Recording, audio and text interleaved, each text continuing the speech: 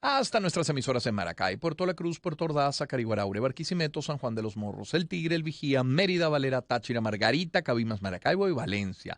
De Margarita nos escribían hace poco, el sol está espléndido en Margarita, está muy lindo, está muy linda la mañana en la ciudad de Caracas. De hecho, desde la ventana del estudio que da hacia el oeste de la ciudad capital vemos una luna preciosa a esta hora de la mañana. Son las 8:11. Es hoy día martes de primer sueldo.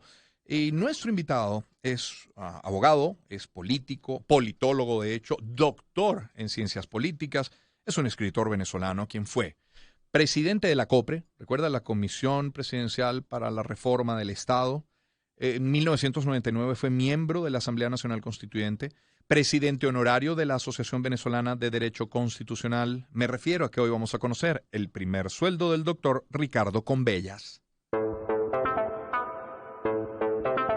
Moneda en retrospectiva. Mi primer sueldo. Con Román Losinski. Y como les decía, el doctor Ricardo Conbellas, quien está en la línea telefónica. Doctor Conbellas, qué buen día, qué gusto saludarle, buen día. Igual, buenos días, Román, a tu orden.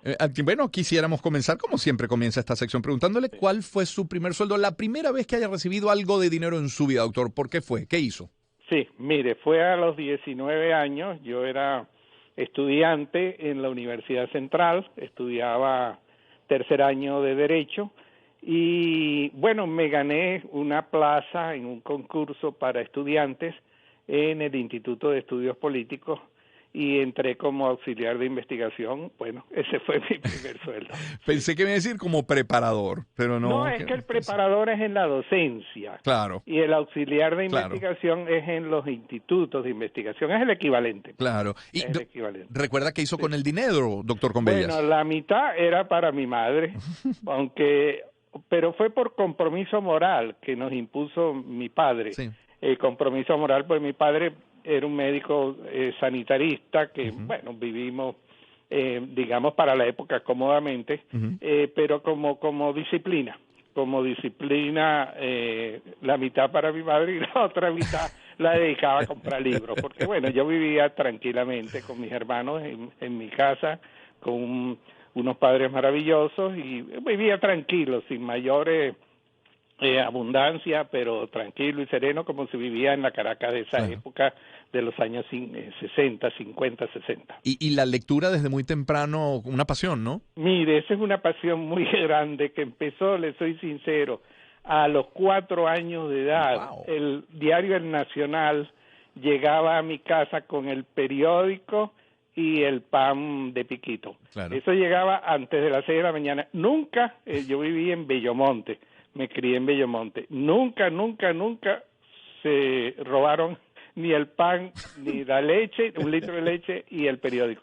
Y ahí empecé, yo aprendí a leer poco a poco, con dificultad, pero desde un principio puse siempre un diccionario a mi lado en el Nacional. Le voy a ser sincero, por supuesto, junto a las primeras letras en el colegio, ¿no? Claro. Pero allí fue, el Nacional para mí fue una verdadera escuela y lo digo con mucho orgullo. El Nacional de esa época, no, perdona la propaganda en este momento, pero el Nacional de esa época era un gran periódico. El periódico de Miguel Otero Silva tenía extraordinarios redactores, periodistas, una verdadera escuela. Bueno, ahí, por supuesto, con mis colegios, con mis cuentos infantiles, o sea, yo viví todas las etapas de mi vida poco a poco, viviendo. Claro. Eso es lo que le puedo decir. Claro, lógicamente.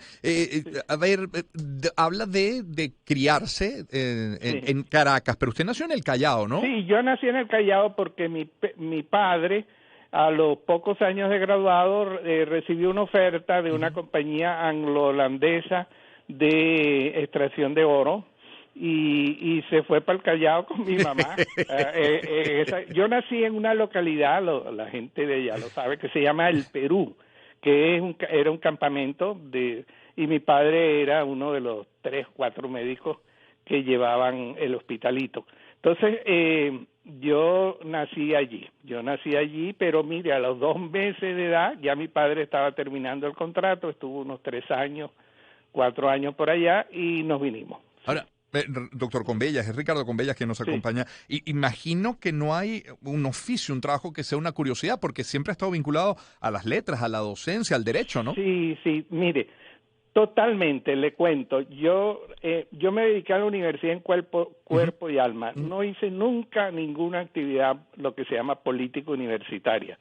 Es decir, fui cofundador de la Escuela de Estudios Políticos el año 73, empecé a dar allí clases, fui director de instituto, de esa misma escuela fui director 2 veces, fui jefe de cátedra, jefe de departamento, siempre tuve 2, 3 cursos.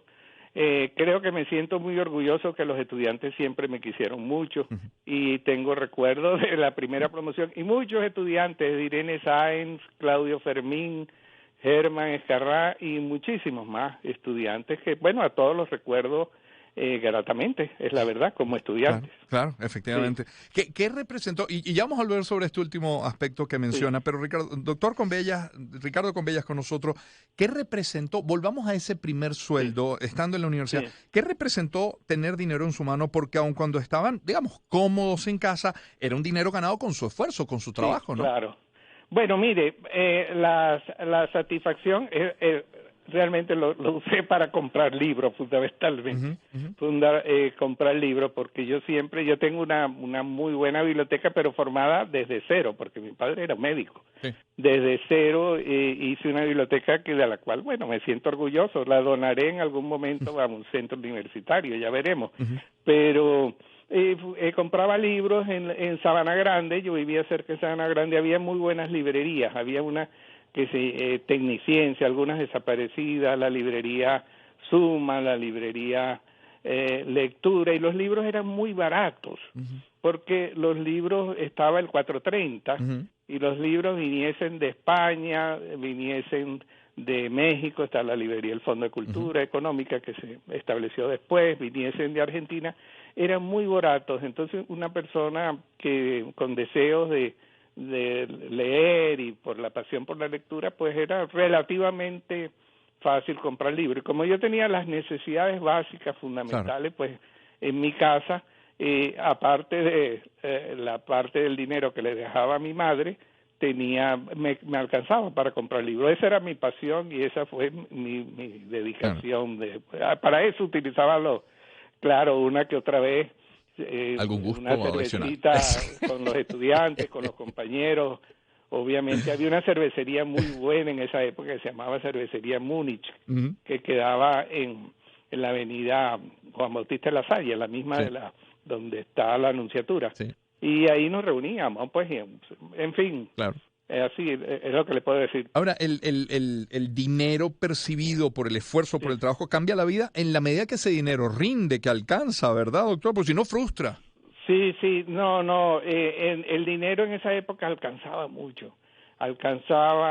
Todo era, bueno, existía la locha, existía el medio, uno con un bolívar compraba muchas cosas, en fin.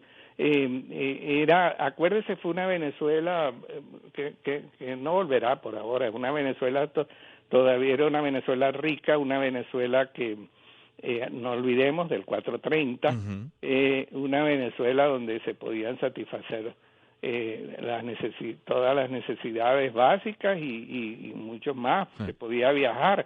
Yo viajaba, le soy muy franco, yo ya muchacho, ya a esa edad, viajaba, yo fui surfista, los primeros, aunque yo hacía una especialidad del surf que se llama body surf, con el cuerpo, pero mis hermanos fueron surfistas, los primeros que introdujeron el surf en Venezuela en los años 60, y íbamos a Barbados, que las olas eran muy buenas en esa isla. Claro, esa era una isla en ese entonces barata, y uno llegaba a sitios baratos, pero hoy en día está muy cara Barbados. Y bueno, pero podíamos ir y pasábamos 15 días surfeando y paseando. ¿Teniendo qué edad, doctor Convellas, aproximadamente? Bueno, ya 21 años, sí.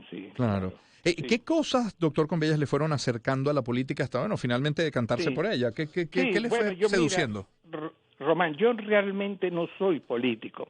Porque el político él tiene ambición de poder, es fundamental independientemente de la ética política, pero el político tiene ambición quiere, de aspira. poder. Yo nunca he tenido ambición de poder. Yo he estado muy cerca de dos presidentes. Estuve muy cerca de Caldera, del presidente Caldera, durante los 5 años completos, y luego estuve 6 meses cerca del presidente Chávez.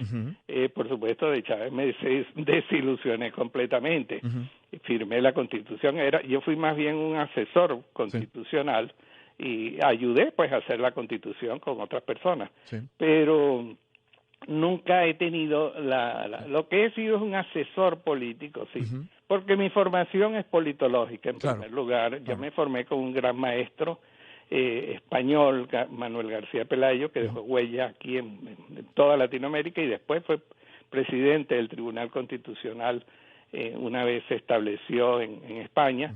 Y mi formación y mis estudios han girado siempre en torno a la política, en torno a la historia de la teoría política, la filosofía política de Aristóteles en adelante, de la historia política venezolana, que creo que conozco bastante bien porque fui profesor de esa materia. Es decir, mi acercamiento de la política a través de fundamentalmente como asesor. García Pelayo no fue, a lo mejor me equivoco, pero no fue quien funda el Departamento de Ciencia Política de la Central, ¿verdad? Sí, el año 59 él es invitado por el rector de Venanci en ese entonces. Él en ese momento estaba en Puerto Rico. Y bueno, total es que fue invitado a fundar el instituto, y él lo funda, y ahí se formaron todas unas generaciones de politólogos. Nos formamos con él, Juan Carlos Rey, Diego Bautista Urbaneja, el desaparecido Andrés Estambuli, Humberto Najain, Maruja Delfino y muchos más. Claro. Hablando de la Universidad Central, doctor, usted se forma aquí en Venezuela en la Central, pero en Alemania, en Múnich, ¿no? Sí, yo fui ya como profesor fui a Múnich. Realmente yo fui a asistir a algunos cursos, un profesor con el cual había hecho contacto, y estuve 1 año en Múnich. Tenía la alternativa de ir a Berlín, pero en definitiva tenía una familia y un niño pequeño de 1 año, y Berlín estaba dividido en definitiva, y tenía esa parte, vamos a decir, incómoda de las dos. Y terminé en Múnich y pasé 1 año muy agradable, una ciudad hermosa, además tiene un centro universitario muy bueno, y es una ciudad de mucha cultura y muy hermosa. Pues ahí pasé 1 año, después volví, pero ya como turista, pues. Claro. Doctor Convella, cuando mencionaba ahora a Chávez Pensayo, ¿usted llegó a formar parte, fue miembro del Movimiento Quinta República, del MBR? No llegó a formar parte. No. Yo no he formado parte nunca de ningún partido. De ninguno. Partido político. Fui muy cercano siempre a los socialcristianos. Exacto. Muy cercano. Copey, el chiripero incluso, ¿no? El llamado chiripero, ¿no? Bueno, le cuento, en la Universidad Central fui miembro de la Juventud Demócrata Cristiana, pero nunca nunca quise inscribirme, la disciplina de partido no me gustaba, porque yo seguí una visión de que el politólogo debe estar por encima de la diatriba, vamos a decir, y de la pasión política. Bueno, ese es un punto de vista. Yo respeto mucho al que está vinculado a la política, pero en fin, estuve siempre vinculado a los socialcristianos, pero nunca me inscribí en Copey. Y luego, por supuesto, fue mi profesor y siempre lo respeté y lo quise mucho, el doctor Caldera, pues me incorporé a su equipo, pero en Convergencia él le dijo, profesor Convella, yo quiero que usted sea diputado por Miranda. Y le dije que no, que yo no tenía vocación de parlamentario. Imagínese, eso sí es raro. ¿Y qué le dijo? Exacto, ¿qué le dice Caldera? Pero él lo entendió y me apreció, y respetó mi punto de vista, y después me designó presidente de la COPRE Chávez, y tuve 5 años muy bien con el doctor Caldera. Hice un trabajo pues en la COPRE, creo que interesante, pero en fin, y la actividad con el presidente fue, él siempre me respetó mucho, en el sentido de que le pidieron mi cabeza, se la pidió una vez Acción Democrática y él me dijo, no, Ricardo, te pidieron tu cabeza, pero yo no se las voy a dar. Y después la volvieron a pedir porque yo era partidario de la Asamblea Constituyente. Y luego Chávez me llama a través de este señor que fue el coronel Dávila, viene a hablar conmigo, pero eso ya al final. Luis Alfonso se refiere, Luis Alfonso Dávila, ¿cierto? Sí, Luis Alfonso Dávila se acerca a hablar conmigo y me dice, Chávez tiene muy buena opinión de usted y quiere conocerlo, y yo soy el instrumento para llevarlo allá. Vivía en ese entonces, Chávez estaba en un apartamento en La Bollera. Bueno, tanto dale que dijo, bueno, sí, lo voy a conocer, ¿por qué no? Y fui con el coronel Dávila, nos fuimos juntos, él me llevó, y ahí lo conocí, hablamos un rato y me dijo, yo quiero que usted sea mi asesor junto con Escarrá, que lo tengo de asesor. Tenían una oficina en las Mercedes, si no me equivoco. Le dije que no, que yo tenía un compromiso con el doctor Caldera, que si él quería me llamara una vez terminado y si era electo presidente, pues no se sabía en ese entonces, estaba punteando las encuestas Irene Sáenz, recuerdo, fue mediados del año 98. Bueno, pero mire, al llegar a la presidencia, al ganar, inmediatamente me mandó a llamar y me invitó incluso al acto de programación del CNE y después dije, bueno, ahora sí, si es el tema constitucional, estoy dispuesto a colaborar con usted. Y empecé a trabajar con él. Yo estuve me ufano en decirlo, en todo el proceso constituyente, completo, desde la Comisión Bicameral de Caldera hasta la aprobación de la Constitución. Pero firmé la Constitución y me fui muy desilusionado porque yo no luché por esto, pues, por lo que tenemos actualmente. Empezó una tendencia autoritaria muy fuerte. Y dije, no, yo no creí, yo pensaba que Chávez, me equivoqué, obviamente, como se equivocaron tanto, que iba a mantener una estructura y un respeto a la democracia y que la Constitución era para regirse por ella. Pero sí considera esa Constitución una buena Constitución. Sí, no es la mejor Constitución, pero es una buena Constitución. Yo le quitaría elementos, si por mí, pero no lo pudimos quitar porque mira, esa Constitución la hicieron, le voy a ser muy franco, personas de distinta visión. Sí. El doctor, que yo lo advercé mucho en ese entonces, pero el doctor Brewer tuvo un papel muy importante, él contribuyó mucho en la Constitución, y muchas personas, pues en fin, fue una Constitución donde varios participamos, porque Chávez no tenía un proyecto de Constitución, lo que tenía eran unas ideas. El verdadero proyecto de él fue el que fue derrotado en el referéndum, gracias a Dios, en el 2007, si no me equivoco. Ese era el gran proyecto de él. Sí. Pero él no tenía claridad en ese entonces y por eso buscó la asesoría de varias personas. Incluso sin que compartieran su visión en ese momento del movimiento revolucionario 200, de Quinta República. Bueno, total, y Miquilena tuvo un buen papel, yo siempre lo destaqué, aunque en ese momento tuve mis diferencias con él, pero fue un hombre bastante equilibrado. Total, es que la Constitución, salvo algunos aspectos que yo llamaría hiperpresidencialistas, el periodo...